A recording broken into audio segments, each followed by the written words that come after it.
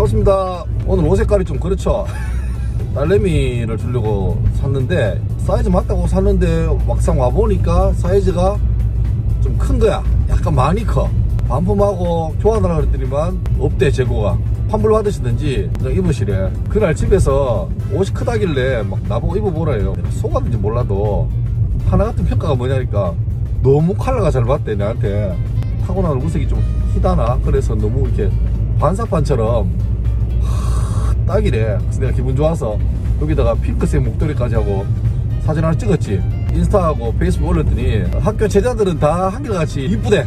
목사님 쌤 너무 이쁘대. 딱 좋대. 내 연배에 있는 패친이나 그런 분들은 워워 과감하게 입고 왔습니다. 어제 퇴근 시간 다 돼가지고 전화가 왔어요. 관공서라고 해요. 관공서. 어머니 돌아가시고 여러가지 이제 서류 작업하는데 서류 하나가 좀 미비했다는 거야. 다시 좀 바른 서류를 넣어달래. 퇴근 시간 넘고 야근할 때 왔으니까. 너무 황당했던 게 어머니가 8월 말에 돌아가시고 내가 9월 초에 모든 일을 다 끝냈거든. 9월, 10월, 11월 석 달 반 100일 넘게 지난 일인데 이게 지금 전화 와가지고 서류가 하나 미비하대.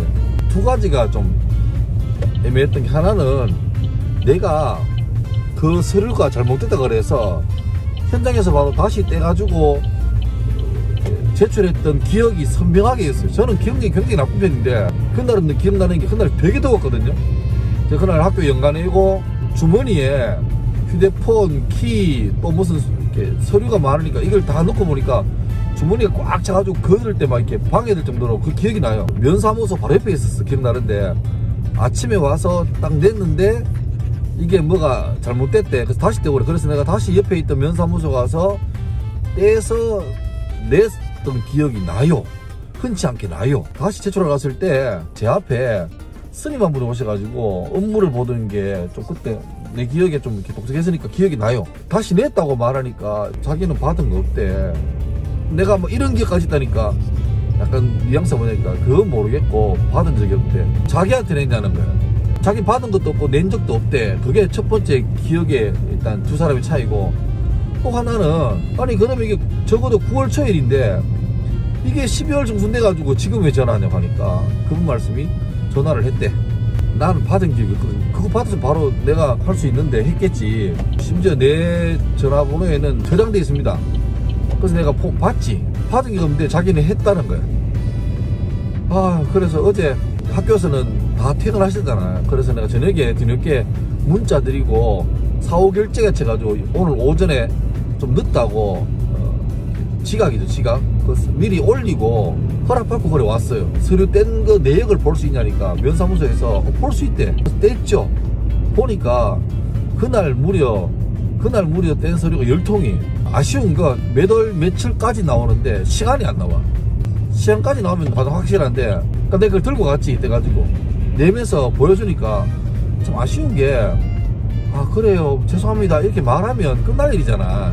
왜냐니까 내가 지금 오늘은 쉬는 날도 아닌데 다행히 지금 시험 기간인데 내가 오늘은 감독이 없는 날이에요. 그래서 다행인데 만약에 하나 감독같이 걸렸으면 이게 막 골치 아픈 거지. 막 서로 순서를 사람을 빼고 넣고 양해 구하고 거를 내가 할 수 없으니까 담당쌤이 또 다 해야 되니 그게 얼마나 불편한 일이에요. 갑작스럽게 일을 겪고 왔으면 하다못해 자기가 기억이 맞더라도 아 그래서 고객님 뭐 이렇게 해서 죄송해요 라고 하면 되는데, 아 참 아쉬운 게 죄송하단 말을 안 하시네. 내가 그 말 들으려고 막 말했지. 아니 내가 지금 이래가지고 급하게 연가 쓰고 오늘 쉬는 날에 왔다 가니까 그제서야 막 아이고 그래요 미안하게 됐어요. 모든 게 때가 있잖아. 때가 타이밍이 그냥 습관적으로라도 처음에 아이고 그래 미안합니다 이렇게 했으면 좀 마음이 누그러질 건데, 이런 분이 그걸 인정하는 순간 자기 잘못이 되니까 자기 규칙이 되니까 습관적으로 잘못했다는 말을 안 하는 거지. 어느 순간부터 이제 죄송합니다는 말이 내 책임입니다라는 어떤 그게 되는 것 같으니까 자꾸 안 하는 것 같아. 미안합니다 하면 되지. 누구나 잘못할 수 있지. 그게 인간이고. 그런데 잘못했을 때 뻔히 드러날 뽀록 날 일에 대해서 죄송합니다 잠깐 내가 뭐 정신 나갔나봐요 이러면 어지간한 사람은 그냥 그래서 끝내요. 근데 그거 안 하려고 모른 척 아닌 척 해서 나중에 일이 드러나면 더 커지잖아. 오늘 하여튼 내 마음에는 내가 이 사람한테 사과 이상의 뭘 받고 싶다. 자기 일을 못한 가지고 그냥 내 반나절을 날리게 하고 여러 사람 민폐 있게 하고 블랙 컨슈머처럼 할 수 있겠지. 근데 또 그건 내가 할 일 아닌 것 같고 아쉽더라고. 저는 스포츠를 좋아하니까. 최근에 왜 여자 배구 사태 알죠?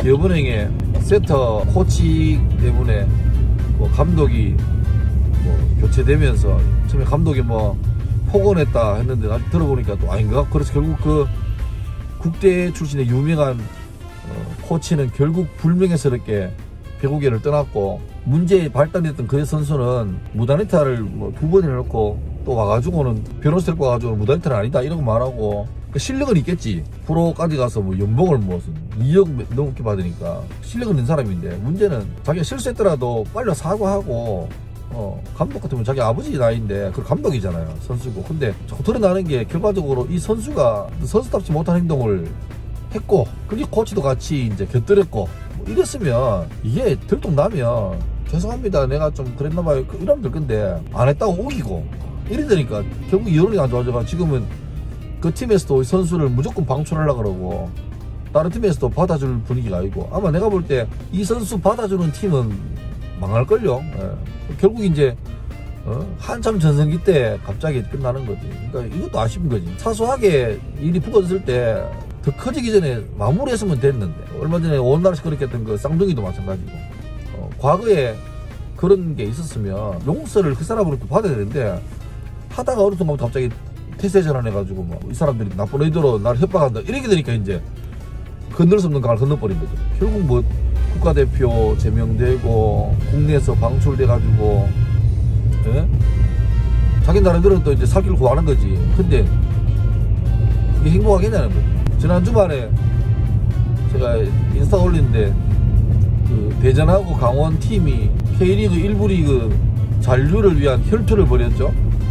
이기는 팀은 1부 리그에 살아남고 지는 팀이 2부로 떨어지는 절체절명의 게임인데, 홈에서 게임하면 공이 경기장 밖에 나갔을 때 그 공을 안으로 빨리빨리 경기 진행을 도와주는 볼보이를 통상적으로 그 팀의 프로팀의 유스팀에서, 유스팀은 주로 이제 보팀과 관계에 있는 그 고등학교 축구부에서 많이 하거든요. 그러니까 이름 나왔대. 강릉제일고라고 축구를 잘하는 팀이에요. 근데 그 팀 선수들이 쭉 경기장 중간중간에 트랙에 대기하면서 볼보이 하는데, 문제는 자기 응원하는 팀이 이겨야 되잖아. 그러니까 어떻게 하냐니까 상대팀 공이 아웃돼가지고 빨리 드론해야 되는데 공을 안 주는 거야. 상대편이 치면서 막 시간이 급해가지고 빨리빨리 진행해야 되는데 공이 흘러나가는데 의자에서 안 일어나. 주문에 손 꽂고 앉아있어. 그러니까 오죽 심했으면 심판도 막 구두 경보를 주고, 나중에는 상대편 감독 코치가 와서 막 화를 냈는데 선수들도 와서 막 급하니까 선수들이 뛰어와서 그까지 가서 공을 주워오는 거야. 자기는 앉아있고. 이게 잘못 배운 거지. 그런 애들은 실력이 뛰어나도 안 돼. 그래서 결국 이제 그 강원팀이 이겼어. 막 기뻤겠지. 원정 응원했던 대전 응원팀들은 치고 나니까 보니까 뭐 물병도 씹어 던지고 막 욕설 냈다는데, 그건 잘못된 거지. 심했지. 근데 분노 이해는 돼요. 근데 게임 끝난 다음에 그 이민선 감독이, 대전의 감독이죠, 우리가 졌다 승부 인정한다 한데 이런 식으로 게임 운영하는 거는 아니다 라고 좀 불만을 노골적으로 표시했고, 근데 아쉬웠던 게 강원의 최용수 감독이 얼마 전에 왔잖아요. 독수리로 유명한 월드컵 영웅인데, 그 얘기를 자기도 게임 봤잖아. 근데 하는 말이 뭐냐니까, 어디서나 홈 어드밴티지는 있다. 그 강원의 대표이사가 이영표 감독인데, 이영표 감독 되게 좋잖아, 이미지가. 그 현장에서는 이영표 감독마저도 좀 그런 식으로 얘기했는가 봐. 여론이 안 좋아지고 이슈가 되고, 그러니까 1부 리그 잔류했다는 것보다도 그 볼보이의 몰상식한 행동, 이게 더 이슈가 된 거지. 그러니까 뒤늦게 어제 이영표 감독 명의로 뭐 사과문 발표했는데 너무 분노가 커진 거지. 그래서 어제 보니까 대전 스포터즈들은 그 홈페이지에 이 강릉제일고 1, 2, 3학년 선수 명단을 3년간 뭐 몇 년간 1년간에 3년간 박제하겠다. 그리고 절대 강원에서는 앞으로 강릉제일고 선수들을 영입을 하지 마라, 뭐 강력하게 요구했는데 그게 될지 모르겠어요. 근데 하여튼 배우게 될 게 이 태도의 문제지. 태도의 문제.